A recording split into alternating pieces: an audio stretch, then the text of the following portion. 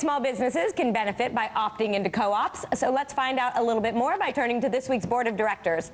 Adam Schwartz is the founder and principal of The Cooperative Way, a consulting firm dedicated to improving the operations of cooperatives.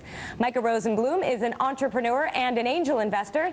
He's a partner at Founder Collective, a seed stage venture fund. And Stella Grisant is the founder of Whoopa, a company that designs creative team building experiences. Great to see all of you guys. Great to be here. Thanks. So Adam, this is so interesting. We were just having a conversation about, for Carpet One, if you're a part of this collective, you have to be called Carpet One.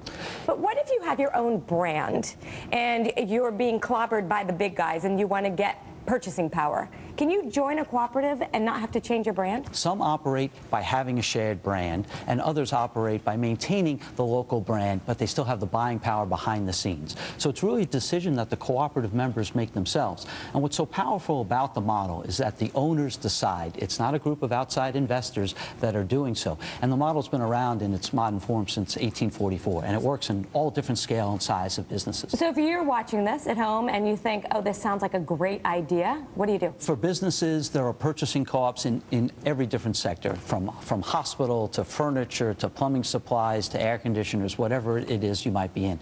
There are also other types of cooperatives, producer co-ops. Those are some of the best known brands that you might know of, like Cabot Cheese or Welch's or Florida's Natural, where the producers, the farmers, own the co-op. There are also consumer cooperatives, credit unions, electric co-ops, housing co-ops, where those consumers own the co-op. And finally, there are worker co-ops where workers own the business. So it really depends on what people's interests are, the type of co-op that they might want to join. What things do you have to be worried about? Or what questions should you be asking?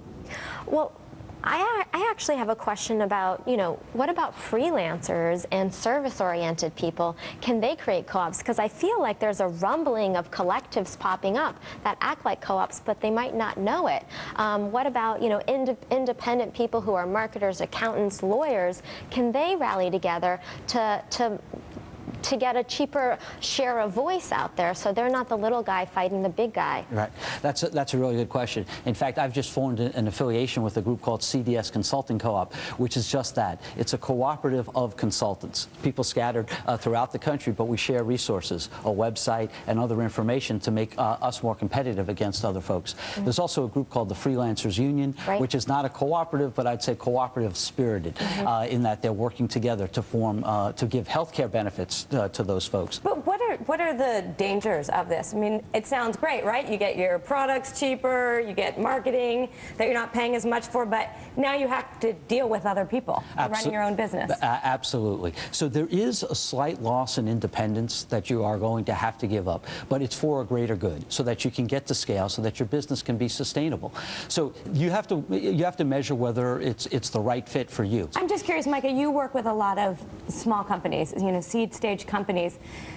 Does this sound like something that would fit with the companies you work with, or no? Yeah, I was just thinking about what is the role of technology and the internet play, and I can see it from both sides. And maybe a question to you, on the one hand, the internet has made it easier for the small business to get, to get a presence and to build a marketing presence. On the other hand, the internet is, very noisy, and it's incredibly hard to rise above that because everybody can to build a presence. So, be curious if you're seeing that as the internet has grabbed hold and more small businesses are online, is that an incentive to join a co-op, or does it mean it's easier to actually stay independent because you can use the internet to market your wares and so forth? There are organizations, there are IT and web cooperatives of designers where have come together in the service-oriented area. So one of the things that makes co-ops such a powerful business model is that all co-ops live by the 7 co-op principles, and one of those is concern for community and cooperation among cooperatives.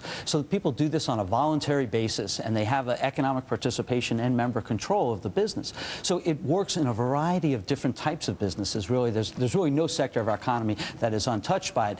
It's a matter of creating it. So Adam, I just want to end this by saying, is there one place that somebody can go if they have questions about this? There are a variety of different cooperative support organizations depending on the sector that you're interested in, and there's a lot of information available, obviously on the web. and through our organizations to support the types of businesses that you might be interested in. So you have to do your research. Right. All right, great. Well, thank you so much. This was great. I think really important for a lot of small businesses to know, because I'd say a lot of small businesses don't know about cooperatives. Yep. So thank you guys so much for all of your advice here.